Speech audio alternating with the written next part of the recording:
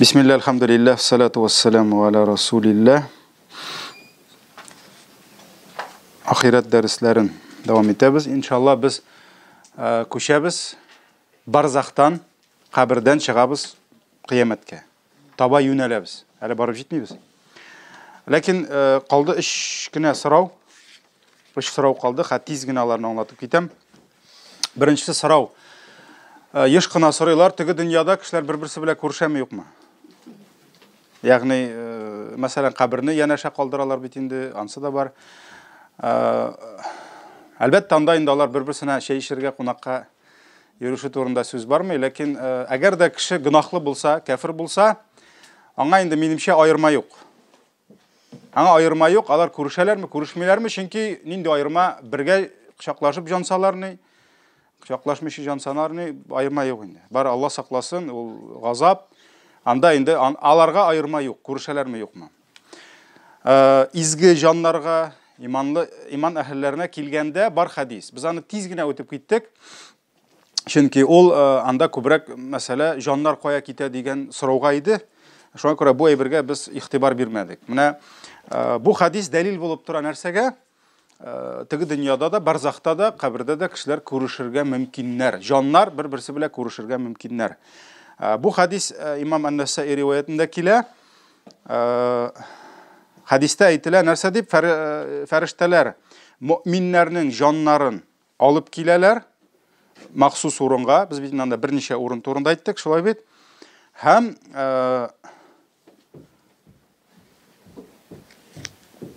анда болған жаннар алар шушы жаннарны күргәч сөйнәләр.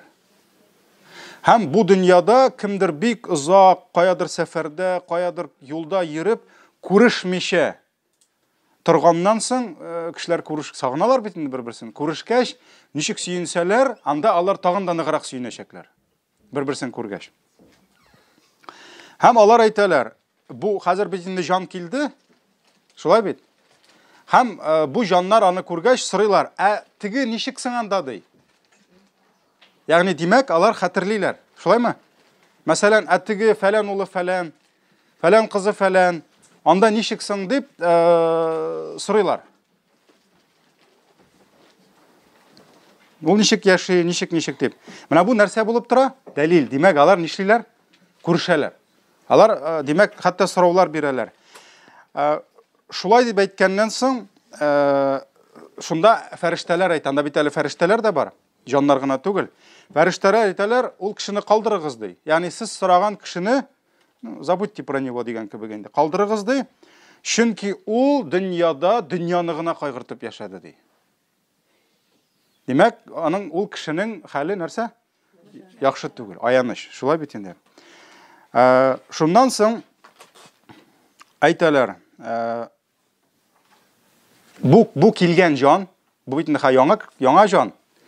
Аннан бит инде сорадылар кайсыдыр кешене, ул аны белә. Һәм ул әйтә, ул бит инде миңа кадәр үлде ди. Нигә ул сезнең янга килмәдеме ди? Ягъни нәрсә ди? Ул бит инде миңа кадәр үлде, ул сезнең янга килмәдеме ди. Шуннан соң инде фәрештәләр әйтәләр, юк, ул монда түгел, җәһәннәмгә озатылды ди. Демәк, менә бу дәлил булып тора нәрсәгә? Жаннар бер-берсе белән күрешергә, аралашырга да, сораулар бирергә мөмкин. Менә бу имам Ан-Насаи риwayatында килә. Бу беренче сорау. Икенче сорау безнең калды. Ниндидер илемтә киткән арвахларның бу дөнья белән булырга мөмкинме, юкмы? Мәсәлән, алар монда барган хәлләрне беләләрме, ишетәләрме? Менә бу мәсьәләдә инде төрле галимнәр арасында карашлар бар, төрле фикерләр бар. Әлбәттә, һәрберсенең дәлилләре бар. Һәм сахих хадисләрдә килә, без беләбез, кешене җирләгәннән соң, менә хәзер бит инде кешене ләхеткә салдык, ләхетне капладык, җирләдек, шулай бит. Пәйгамбәр саллаллаһу алейһи нәрсә диде?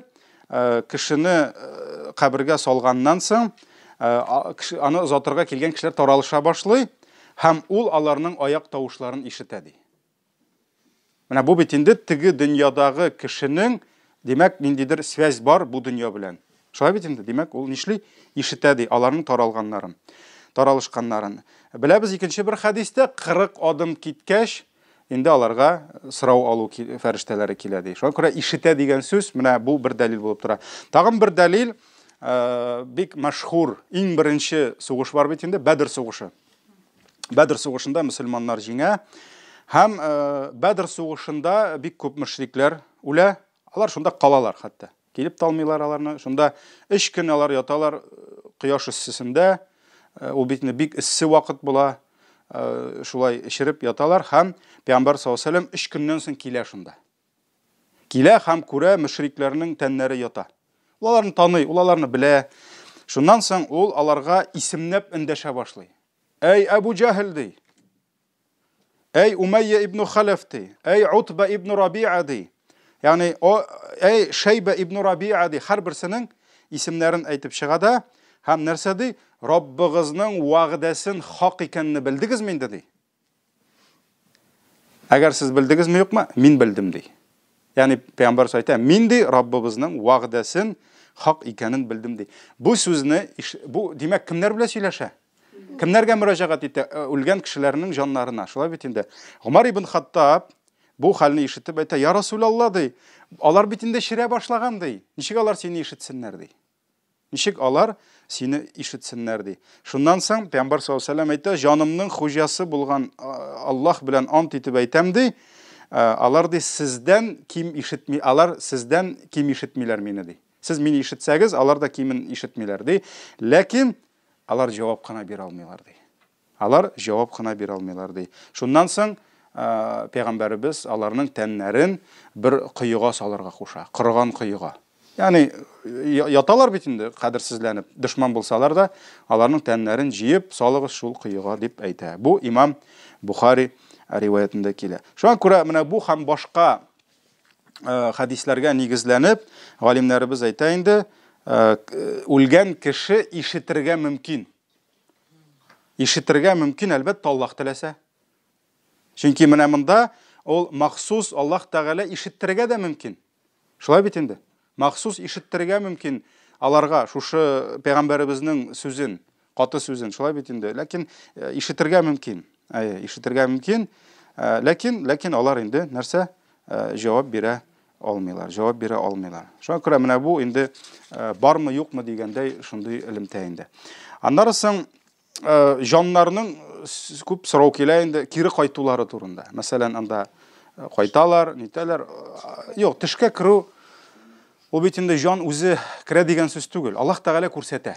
Мәсәлән, кай вакыт үлгән әтиеңне күрәсең, үлгән әбиеңне, бабаңны күрәсең.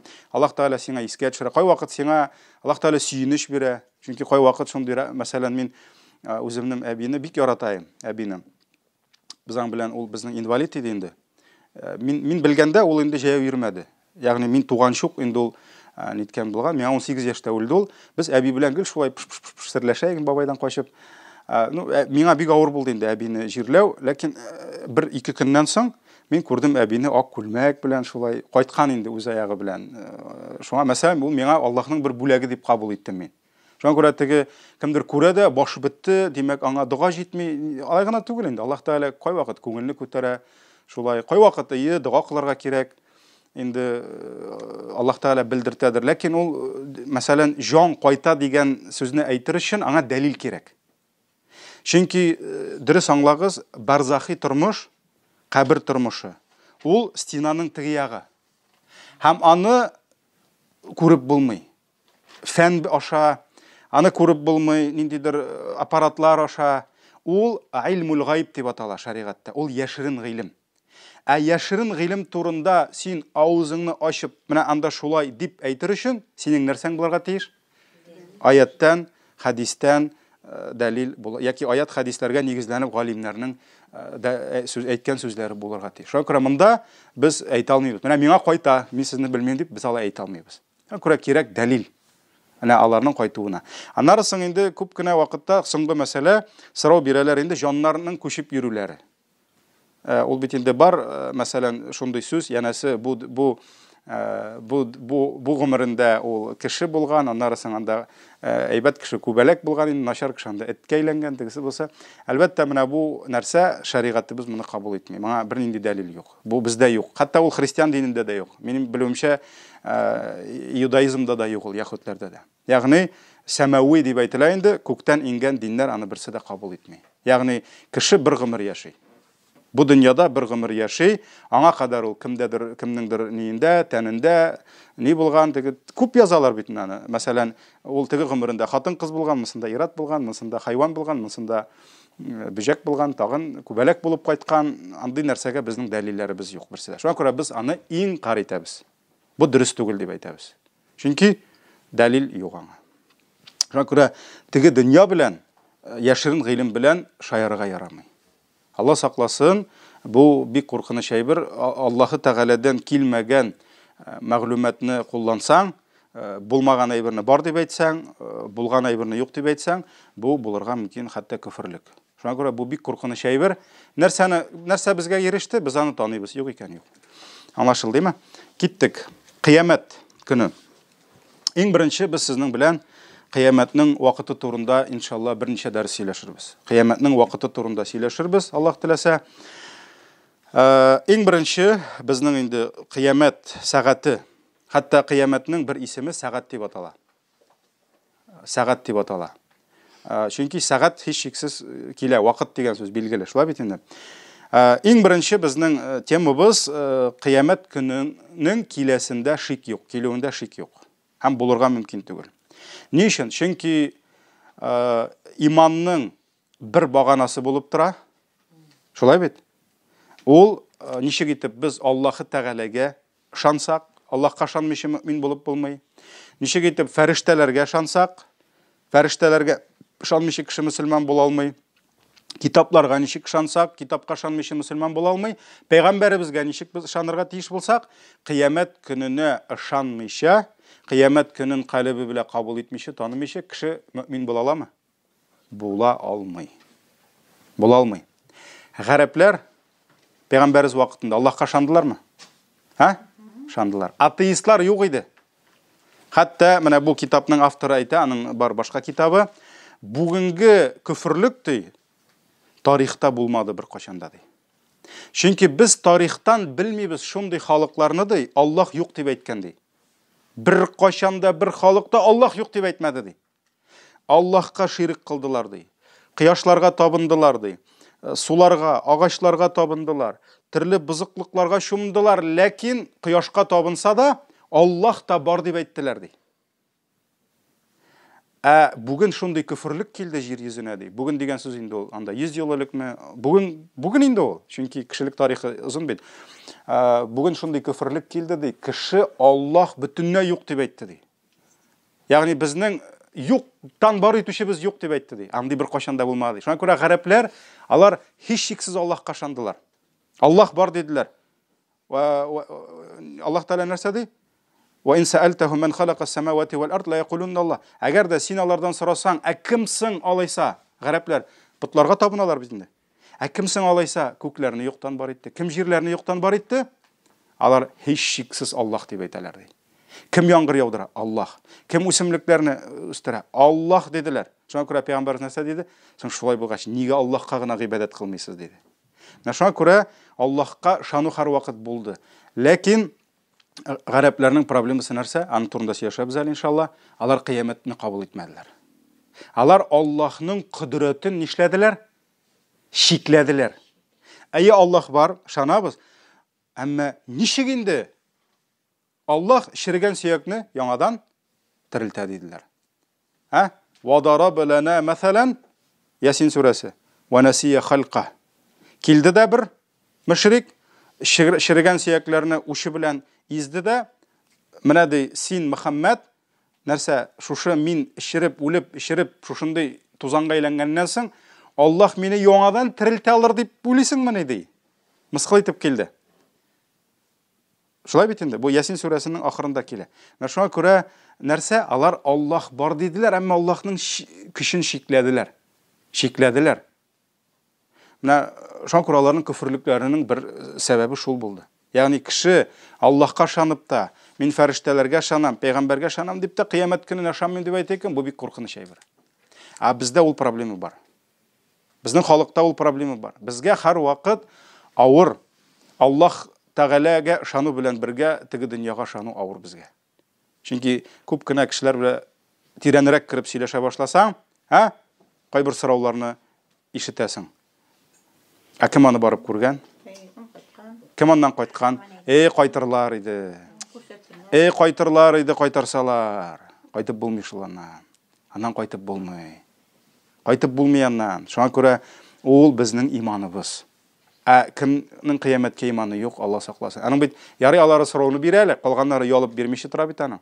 Эшләрендә ул шик булырга мөмкин. Менә шуңа күрә кыямәт көненә иман китерү, теге дөньяга, җәннәткә, җәһәннәмгә, Аллаһ каршына килеп басуга иман китерү булар бөтенесе дә нәрсә иманның бер баганасы булып тора. Әгәр дә кеше шуны белә торып инкар итә икән, Алла сакласын. Ул мөселман була алмый. Әлбәттә, мин моны әйтмим сезгә. Син кафир икәнсең. Син ул безнең эш түгел. Без кешегә хөкем чыгарырга тиеш түгел, ләкин без куркырга тиеш. Алла сакласын. Әгәр дә кешедә шушы үзебездә булмасын, Алла сакласын. Шуңа күрә бу безнең иманыбыз булып тора. Монсыз иман берничек тә була алмый. Кыямәт көне һич шиксез килә. Чөнки кем кыямәт көнен инкар итә, ул Коръәнне инкар итә. Коръәндә күпме аятлар, күпме сүрәләр багышланган нәрсәгә? Кыямәткә. Күпме сүрәләрдә Аллаһ Тәгалә кыямәт турында кабатлый. Әгәр дә ул инкар итә икән кыямәт көне, ул пәйгамбәрләрне инкар итә. Чөнки бөтен пәйгамбәр җир йөзенә килгәч нәрсә диде? Кыямәт көне. Аллаһка кайтачаксыз диде. Сез бу дөньяда вакытлыча диде. Аллаһтан килдегез, Аллаһка кайтачаксыз диде. Шуңа күрә һәр вакыт кыямәт көне ул иманның шарты булып торды. Иманның шарты булып торды.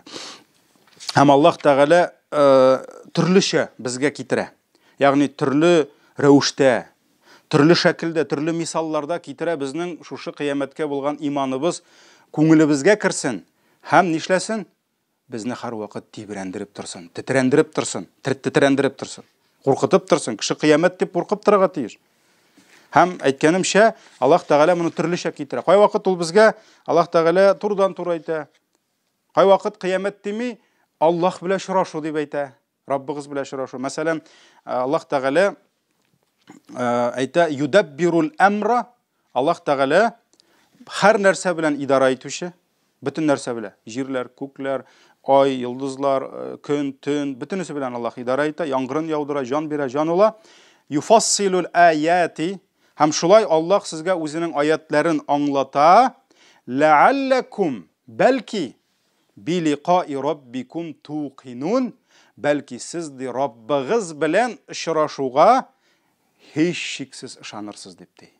Яни Аллаһ Тәгалә аңлата нәрсәне? Без һич шиксез ышансын өчен Аллаһ белән очрашачакбыз дип. Шуңа күрә кеше ышанамы, юкмы?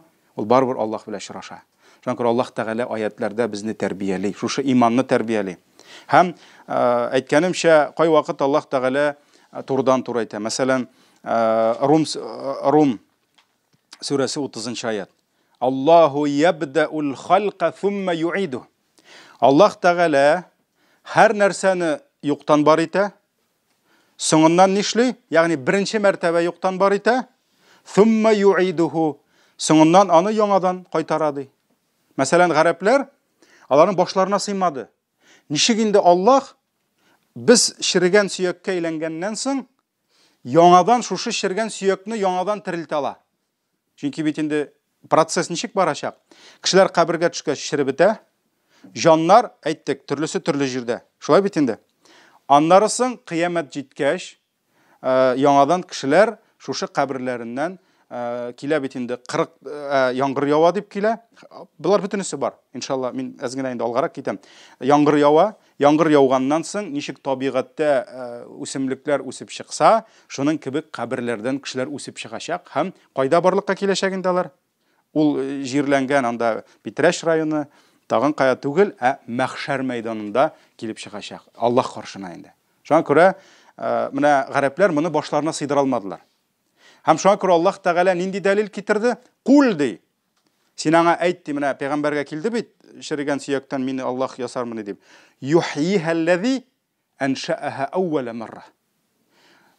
bu сөякләрне ди, яңадан үстерер кем?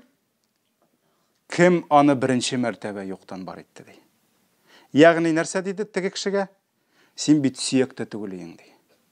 Син бер нәрсә дә түгел ди. Һәм син юктан Аллаһ сине бар итте ди. Нигә ул сине яңадан бар итмәсен ди. Шуңа күрә Аллаһ Тәгалә нәрсә ди? Аллаһу ябдәул халqa, Аллаһ мәхлукны яңа баштан бар итә, thumma yu'iduhu, соңыннан аны яңадан нишли? Яңадан кайтара гына. Мәсәлән, бер кеше машина ясаган, үз кулы белән җыйган, һәм аңа әйтәләр, сүттә яңадан җыйдылар. Аңа проблемамы? Беренче мәртәбә аңа ясау авыррак булды, ләкин Аллаһка беренчесе дә, икенчесе дә җиңел. Чөнки Аллаһ Тәгалә иннама амруhu идә арада шай'ан якулу лаху кун фаякун. Ясин сүрәсенең ахырында. Бик көчле аятлар тәфсирен укыгыз. Ясин сүрәсенең ахыры бигрәк тә нәрсә Аллаһның әмре бер әйбернең булуын теләсә, бул дип әйтә. Һәм ул була. Шуңа күрә Аллаһ Тәгалә thumma ilayhi turja'un. Аллаһ Тәгалә мәхлукны творение булайын, шулай бит. Беренче мәртәбә юктан бар итә. Соңыннан аны яңадан кайтара. Thumma ilayhi turja'un. Соңыннан сез аның каршысына кайтачаксыз ди. Ягъни кыямәт көне булачак, каршысына кайтачаксыз ди. Икенче аят, Нур сүрәсе 64-нче аят. Qad ya'lamu ma antum alayhi wa yawma yurja'una ilayhi fayunabbi'uhum bima 'amilu. Аллаһ Тәгалә ди, белә ди, сезнең халәтегезне, сез нинди халәттә белә, һәм Аллаһ Тәгалә белә, сез аның хузурына кайтарылачак көнегезне. Аллаһ белә. Аллаһ белә. Һәм нәрсә? Әле белү генә түгел, фаюнаббиухум. Әле ул сезгә дә белдертәчәк бима гамилу, ягъни кешеләрнең кылган эшләрен әле сезгә дә белдертәчәк ди. Чөнки бөтен нәрсә язылган. Шулаймы? Фәрештә язган, протокол белән, печатләре куелган, берсен дә инкар итә алмыйсың. Бөтенесен күрсәтәчәк. Менә бу Нур сүрәсе 64-нче аят. Кай вакыт Аллаһ Тәгалә җөмлә төзелешендә ниндидер шундый билгеләр бирә. Ул билгеләр, ниндидер сүзләр куллана. Аллаһ Тәгалә безгә ярдәм итә, ягъни моны ныграк ишетергә, ныграк аңларга. Һәм бу сүзнең мәгънәсен арттыра. Мәсәлән, Аллаһ Тәгалә кыямәт җитә генә дими, иннәс-саата атия ди. Ягъни һич шиксез җитәчәк кыямәт сәгате ди. Ягъни хәтта шикләнә дә күрмәгез ди. Һич шиксез җитәчәк ди. Бик күп аятларда. Мәсәлән, Таха сүрәсендә булды 15-нче аят. Хиҗр сүрәсе 85-нче аят. Ва иннәс-саата лаатия ди. Аллаһ Тәгалә әйтә, һич шиксез кыямәт сәгате ди. Лаатия, атия генә дими, гарәп телендә атия булса киләчәк. Лаатия, ла сүзен кушты, һич шиксез киләчәк ди. Ике тапкыр әйтә. Ягъни һич шиксез кыямәт көне һич шиксез киләчәк кебек мәгънәсендә инде. Фасфахис сафхал җамил, шуңа күрә кешеләрне күркәм рәвештә гафу итте, кичерә белде. Ягъни кыямәт җитәчәк ди. Һәм кешеләрне кичерә белде. Шуңа күрә Хиҗр сүрәсе, Анкабут сүрәсе, фа инна аҗалаллаһи лаат. Дөреслектә Аллаһның әҗәле, ягъни билгеләгән вакыт киләчәк ди. Ва хуа ас-самиғул галим. Һәм ул бөтен нәрсәне ишетеп, белеп торучы ди. Мондай аятлар бик күп, бөтенесен хәтта укырга да өлгерә алмыйбыз. Кайбер аятларда Аллаһ Тәгалә ант итеп әйтә, ягъни үзенең сүзенең куәтен, көчен күрсәтер өчен Аллаһ Тәгалә ант итеп әйтә, кыямәт көне булачак дип. Андый аятлар бик күп. Шуңа күрә, мәсәлән, وَالذَّارِيَاتِ ذَرْوَ فَالْحَامِلَاتِ وِقْرَ فَالْجَارِيَاتِ يُسْرًا. Аллаһ Тәгалә төрле нәрсәләр белән вәгъдә ант бирә. 1, 2, 3, 4 мәртәбә ант бирә. Һәм аннан соң әйтә, иннама ту'адуна ла садиq. Дөреслектә сезгә вәгъдә ителгән һич шиксез ди, булачак ди. Ул һәм нәрсә? Ва иннад-дина ла вaqi', һәм кыямәт киләчәк ди. 4 мәртәбә ант итеп, Аллаһ Тәгалә шуннан соң әйтә, кыямәт киләчәк ди. Менә без бит инде Аллаһ Тәгалә теләгән нәрсәләре белән ант итә ала, без фақат кем белән генә ант итә алабыз? Аллаһ белән генә. Шуңа күрә, мәсәлән, әгәр дә бер кеше сезгә ниндидер хәбәр ирештерә, һәм шушы хәбәрнең сезнең хәбәргә ышануыгызга теле икән, мәсәлән, әйтә, валлаһи ди, Аллаһ белән ант итеп әйтәм сиңа ди. Бу бит инде безгә барыбер ничектер мөселман кешесенә икенче төрле кабул итә. Ә уйлап карагыз, 4 мәртәбә ант итеп әйтсә. Ягъни ул бит инде тагын да безне әйтә, каралы чыннан да бит бу 4 мәртәбә. Аллаһ Тәгалә менә шуңа күрә ничә мәртәбә ант итеп безгә шушы хәбәрне ирештерә. Һәм андый мисаллар күп, кызганыч без аларны бөтенесен укып бетерә алмыйбыз. Кай вакыт кешеләр әйткәнемчә, пәйгамбәребезнең бик күп проблема булды, бәхәсләр булды кыямәт турында. Чөнки гарәпләр ышана алмыйлар иде. Гарәпләр башларына сыйдыра алмыйлар иде. Ничек инде менә кыямәт, ничек инде без яңадан торачакбыз, Аллаһ каршына кайтачакбыз, ул безне ничек инде терелтәчәк дип, ул проблема булды. Менә монда дагын пәйгамбәребез саллаллаһу алейхи ва саллям кешеләргә ант итеп әйтте. Минем белән ант итеп әйт моны ди. Мәсәлән, Юнус сүрәсе 50-нче аят. Ва ястанбиунака ахаккун хуа. Алар ди синнән сорыйлар ди. Ахаккун хуа? Ничек әйтергә? Неужели дөрес инде ул ди кыямәт ди? Әллә чыннан да дөрес инде ул ди кыямәт. Ахаккун хуа. Син аларга әйт ди. И ва рабби иннаху ла хак. Син аларга әйт ди. Әлбәттә Раббым белән ант итеп әйтәм, дөреслектә ул һичшиксез, ягъни лахак, ул һичшиксез хакыйкать ди. Ягъни карагыз, ничек җөмлә төзелешен шулай кат итеп. Ва ма антум бимуъҗизин, һәм сез аннан кача алмаячаксыз ди. Ничек кенә шикләнсәгез дә, сез аннан кача алмаячаксыз ди. Кача алмаячаксыз ди. Бу Юнус сүрәсе. Шулай ук икенче бер аят. وقال الذين كفروا لا تأتينا الساعة. Менә ди кафирләр әйттеләр ди, безгә кыямәт килмәячәк ди. Килмәячәк ул кыямәт. Булмаячак ул кыямәт. Әкият. Төрлечә әйттеләр инде, шулай бит. Кем барып күргән аны? Кем аннан кайткан? Бу инде беренче тапкыр гына түгел, ул күптән килә. Кул бала ва рабби ла таътияннакум алимил гайб. Әйтте, юк ди. Юк, сез дөрес әйтмисез. Раббым белән ант итеп әйтәм ди, ул һәр бер яшерен нәрсәне белүче ди, ул сезнең өчен һичшиксез киләчәк ди. Кыямәтегез җитәчәк барыбер ди. Аллаһ каршына кайтачаксыз ди. Һәм әйткәнемчә, мондый аятлар бик күп. Аннан соң шайтанның бер коралы бар. Шайтанның бит аның үзенең тактикасы бар. Кешеләрне адаштыруда ул biz уйлаганча җиңел генә килми. Гомумән, берәр минут шайтан турында сөйлим әле. Шайтан ул безнең иң зур дошманыбыз. Һәм шайтан, иблис, ул инде аларның самый главныйлары, генеральный шайтан, һәм аның калганнары хезмәтчеләре. Шулай бит инде. Иблис нишләде? Безнең әти-әниебез сәбәпле ул нитте, ягъни җәһәннәм юлына китте. Шулай бит инде. Ягъни атабызга сәҗдә кылмады, һәм Аллаһ Тәгалә аны рәхмәтеннән сөрде. Әмма дуга кылды, я Раббым, кыямәткә кадәр мине сабыр итсәң иде диде. Аллаһ Тәгалә аңа кыямәткә кадәр вакыт бирде. Шуңа күрә аның бүтән максаты нишләү? Адәмнең нәселе аның белән бергә җәһәннәмгә китергә тиеш. Менә бу максатны тормышка ашыру өчен ул адәм балаларын өйрәнә. Ул клиентларны өйрәнергә тиеш. Менә әгәр дә син кибет ачып, клиентка нәрсә кирәк, аңа нәрсә ошый, аңа нәрсә ошамый, нәрсәне ярата, нәрсәне яратмый, син аны өйрәнмәсәң, ул махсус фән бар. Шулай бит инде. Махсус фәннәр бар, анда маркетинг тегесе бусы, менә син клиентка әйберне сата алмыйсың. Шуның кебек шайтан көне-төне кешеләрне өйрәнә. Һәрбер кешене өйрәнә. Менә син йоклыйсың, ул йокламый. Син шайтанны оныттың, ул сине онытмый.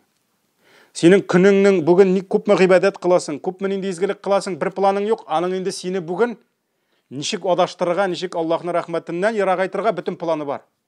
Һәм ул поэтапны эшли. Ул бер кашан да килеп сиңа менә шуны эшлә бүген, шуны эшлә алай дими. Ул баскыч, әкрен кешене нишли адаштыра. Шуңа күрә ул аның эше шул. Аның вазифасы шул. Алла сакласын безне. Шуңа күрә шайтан Біз нәрсе турында сөйлейік әлі? Шайтанның құралы. Шайтанның құралы. Ол қияметні ерақ етіп көрсетірге тырыша. Әлі пенсияға қадар деп яшкіш айтайын. Шуа бет? Пенсиядан соң былай бұрылып қараса, оказывается, ол бек тез келген екен. Мына шоң көрі қиямет бұлайынды. Ол ерақ әлі. Әлі дүния біткенші.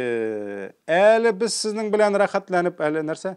Бізге де әлекмей, балаларға да тігісіне де бісіне де. Шоң көрі ол аны ерақ айтырға тырыша. Ләкин Аллах har vaqt bizni kesatib keldi. Qiyomat yoqin. Qiyomat yoqin. Ул бик тиз келе. Сезілмей де қала. Аллах Тағала Құр'ани Кәримдә 14 ғасыр элек Құр'ани Кәримнең дирде һәм нәрсә диде? Иқтарабати саа. Qiyomat бик яқынайды ди. Яқынайды ди. Көп қалмады ди. Көп қалмады ди. Қамар сүрәсенең 1-нче аяты. Һәм Аллах Субханаху ва Тағала біз ойлансыннар үшін, біз кішілер ойлансыннар үшін, міне келе, барыбір Аллах қаршына қайтасы күні біз бик тез келіп жетешек, шуны Аллах Тағала бізге har вақыт еске түсіріп тұра. Яғни ол яқын дей. Мәсәлән, Аллах Тағала айтты: "Иқтараба линнаси хисабухум." Кішілерге де хисаплары яқынайды дей. Хисап, яғни қияметте хисап қылашақпыз. Шулай бит инде. Аллах хисап қылашақ. Ва хум фи ғафлатин му'ридун. Ләкин алар хаман ғафилліктә нишлиләр? Яғни хақиқаттан тайпылалар дей. Хақиқатқа артларын қоялар дей, езләрін шиірәләр дей. Ғафилліктә хаман. Юғалы. ما يأتيهم من ذكر من ربهم محدث إلا استمعوه وهم يلعبون. Allah Тағала аларға ниндигіне яңа искәрмәләр, искәртүләр китерсә дә, ягъни искә төшерүләр бирсә дә, алар аны тыңлыйлар да уен көлкегә алалар ди. Ярар инде. Нәрсә куркытасың инде безне? Фәлән инде, төгән инде. Менә шуңа күрә Аллаһ Тәгалә безне лаһиятан кулубухум ди, аларның йөрәкләре ди. Ләхия, яғни не дейінді? Ғафилліктә дей. Ғафилліктә йөрәкләренә яқын алмыйлар мұны дейін. Әнбия сүрәсе 1-3 аятлар. Хатта қарағыз Хашр сүрәсендә бар битендә ла ястауи асхабун нар ва асхабул жанна.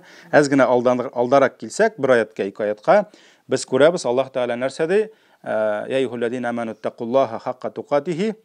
Эй иман китергән бәндәләр, Аллаһ Тәгаләдән тиешле дәрәҗәдә тақва булыгыз. Вәл танзур нафсун ма каддамат лигатти.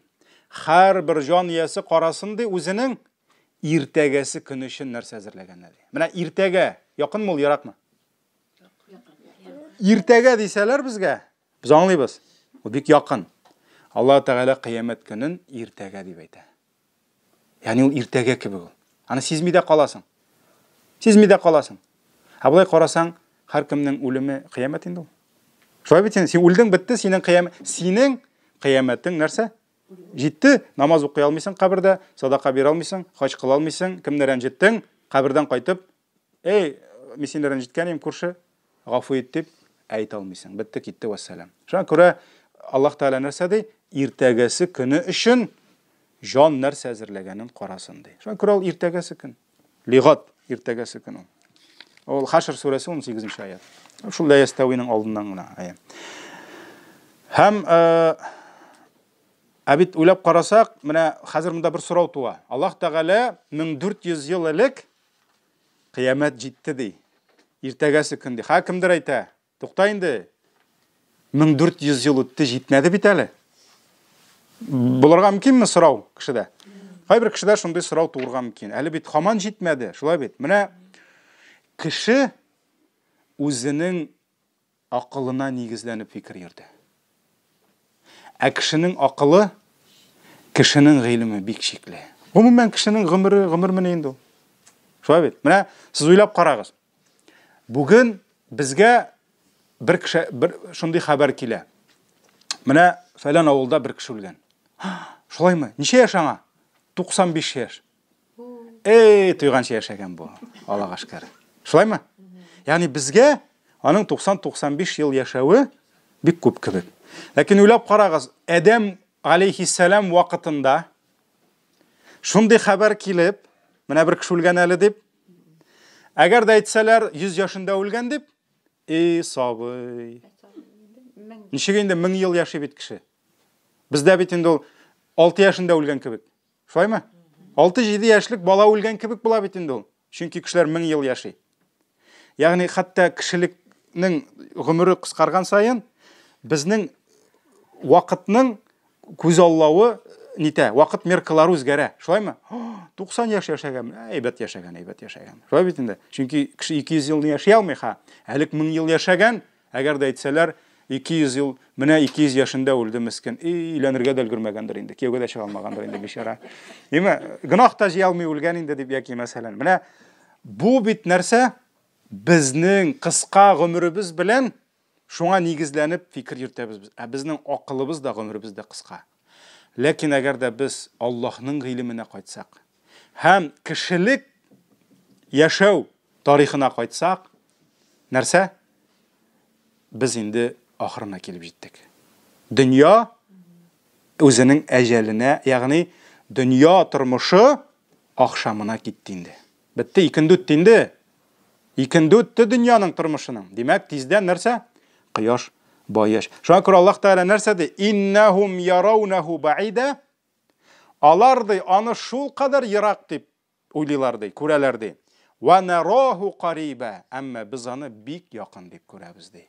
Бик якын дип күрәбез ди. Менә шуңа күрә кешелек тарихы әгәр дә башланган икән, менә от точки А до точки Б дип әйтсәк, шулай бит инде. Без бүген аның ахырында. Без ахыр заман кешеләребез. Без ахыр заман кешеләре, біз ахыр заман өммәте. Мөхәммәд пәйгамбәр ахыр заман пәйгамбәре. Әле бит карагыз, тагын бер әйберне унтырга ярамый. Кеше бит гомер буе бу дөньяда яшәмәде. Кеше бит әле ул нәрсә?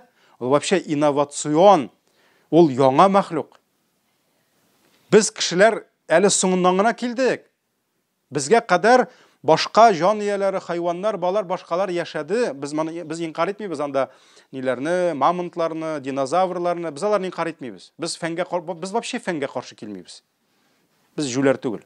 Әгәр дә конкрет әйткән икән, фән җир шары түгәрәк дип, без аны шакмаклы яки тигез дип утырмыйбыз. Шулай бит инде.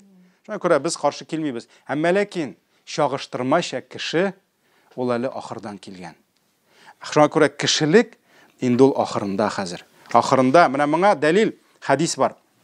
Пәйгамбәр саллаллаһу алейһи ва сәллям әйтә, Абдулла ибн Умар радиллаһу анху тапшыра, Пәйгамбәр саллаллаһу алейһи ва сәллям әйтте ди. Әгәр дә кешелек тарихын чагыштырсак ди, бер көн белән ди, менә история человечества. Менә күпме яши, адәмнән башлап соңгы кешегә кадәр.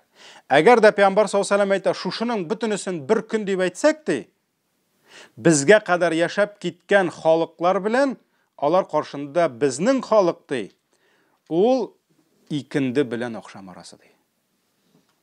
Пәйгамбәрбез моны кашан әйтте? 1400, ягъни охшамда көн бетә, шулаймы? Кояш байый. Пәйгамбәрбез әйтә, менә кояш чыкканнан алып икендегә кадәр ул теге халыклар ди. Біз ди, икенде белән охшам арасы ди. Икенде белән охшам арасының 1400 ел үтте инде. Шулаймы? Бу Пәйгамбәрбез алейһиссалату ва салам, бу Бухари риваятында килә, һич шиксез сахих хадис. Менә шуңа күрә Пәйгамбәрбез бер көн белән чагыштырды, бер көн белән безгә аңлар өчен. Шуннан да нәрсә? Кешелек инде ахшамга, кыямәт җитә. Кыямәт җитә, ахшам якыная. Һәм моңа тагын дәлилләр бар. Мәсәлән, Пәйгамбәр саллаллаһу алейһи ва сәллям әйтте, Бухари, Муслим җыентыгында килә, мин һәм кыямәт көне без менә шушылай бергә булырбыз ди. Ике бармагын күрсәтте. Карагыз, бер-берсенә якынмы? Якын. Менә ничек шушылай бер-берсенә якын? Мин килгәннән соң бик тиз килер нәрсә ди? Кыямәт сәгате җитер ди. Хәтта кайбер галимнәр аңлаталар, Пәйгамбәрбез саллаллаһу алейһи ва сәллям шушы ике бармак белән чагыштыргач әйтте, менә бу бармак бит инде ишара бармагы урта бармактан кыскарак. Шулай бит. Кайбер галимнәр шулай аңлаталар хәтта. Менә шушы үткәне Бу кешелекнең үткәне ди, ә менә монысы калганы ди. Без инде. Бу без түгел, пәйгамбәребездән соң бу. Инде без 1400 елдан соң гына килдек әле. Менә шуңа күрә бу галимнәр хәтта шулай аңлаталар. Шуңа күрә кешелеккә инде бик әз калды, бик әз калды. Без өлгерәбез әле, тәүбә итсәк. Шуңа күрә Аллаһ Тәгалә нәрсә ди? Инде кешеләр бит киләләр, кафирләр. Килеп әйтәләр, кашан кыямәт җитәсең инде? Син сөйлисең безгә кыямәт, кыямәт ди. Аллаһ Тәгалә әйтә: "Ата амруллаһи фәла тастаҗилу." Аллаһ Тәгаләнең әмре ди, киләчәк һич шиксез ди. Фәла тастаҗилу, аны ашыктырмагыз ди. Кирәкми ашыктырырга. Кашан җитә кыямәт? Кашан Аллаһ каршына кайтабыз инде? Ашыктырмагыз ди. Ул бик тиз килә булай да. Бик тиз килә. Хәтта безнең әле иншалла тема булачак. Кыямәтнең тиз килүе. Ягъни дөнья бетә башласа, ул бик тиз килә. Кайбер кеше әйтә бит, менә әле ди кыямәт юк әле, юк җитми әле зур галәмәтләр килмәде ди. Чөнки кыямәт алдыннан галәмәтләр килә. Аның бар зурлары 10 галәмәт. Ул унысы да булмыйча дөнья бетми. Ләкин пәйгамбәр нәрсә диде? Берсе килсә, ширатлашып, төймәнең, муенсаның төймәләре шәшелеп киткән кебек, берәм алар китерләр ди. Кыямәт башланса, бармагына, кулына ризыкны алган, авызына кабырга өлгермәс ди. Шуңа күрә ул бер башланса китә ул. Китә. Шуңа аны ашыктырмагыз ди. Фәла тастаҗилу. Ва ма амру саати илля каламхил басар. Ау хуа aqrab ди. Нахл Умарта Кырты сүрәсенең 77-нче аятында Аллаһ нәрсә ди? Кыямәт сәгате ди, кыямәтнең килүе ди. Ул күз ачып йомган кебек кенә булыр ди. Хәтта аннан да тизрәк ди. Ва хуа aqrab. Шуңа күрә ул теге мәсәлән кайбер кеше уйлый бит инде. Менә кыямәт көне башланачак, мин тиз генә балаларым белән хушлашып килермен инде, хатыным белән хушлашып килермен инде. Аннарысын күршедән теге җәтне аласы бар, наверное, аны алырмын инде. Аннарысын бакчада чыгып бер алмагачларны күреп юк. Бетте. Менә мизгел. Бөтен нәрсә юкка чыгачак. Юкка чыгачак. Шуңа күрә Аллаһ Тәгаләнең бу әмре инде. Һәм соңгы хадис 2 минуттан азам. Бу дәрескә Пәйгамбәр саллаллаһу алейһи ва саллям Сахих Муслимда килә. Утба ибн Ауан тапшыра, бер вакыт Пәйгамбәр саллаллаһу алейһи ва саллям безгә ди шулай насихат бирде ди. Ягъни вагазлады, безне насихат бирде һәм Аллаһ Тәгаләне мактаганнан соң, альхамдулиллаһ дип инде, ул әйтте ди. Дөнья ди үзенең тиздән китәчәген хәбәр итте ди. Ягъни дөнья үзенең тиздән китәчәген хәбәр итте ди. Һәм ул ди бик тиз китә ди. Бик тиз китә ди. Һәм савытта ди эчүче суын эчкәннән соң аның ди бераз гына төбендә калды ди. Ягъни дөньяны эчеп бетерделәр, тамам ди. Аның бераз гына нәрсә? Астында су калды ди. Су калды ди. Дөреслектә ди, сез ди бу дөньядан күчәчәксез мәңгелек дөньяга ди. Мәңгелек йортка күчәчәксез ди. Шуңа күрә нәрсә? Үзегездә булган иң яхшы нәрсәләр белән күчегез ди. Ягъни дөнья бетә дип җылап утырып буламы? Булмый. Мин барыбер үләм дип бауга менеп буламы? Астагфирулла. Булмый. Шуңа күрә нәрсә? Киткәндә иң яхшы әйберләрегезне алып китегез ди. Ягъни изгелекләрегезне, гамәлләрегезне, гыйбадәтләрегезне кылып китегез ди. Киләсе дәреснең темасы кыямәтнең вакытын беркем дә белми, кайчан киләсен. Искә төшерсез, яме? Ата мин карт кеше онытам. Ярый, субханакаллаһумма бихамдик, ашһаду ан ла илаха илля ант, астагфирука ва атубу илейк.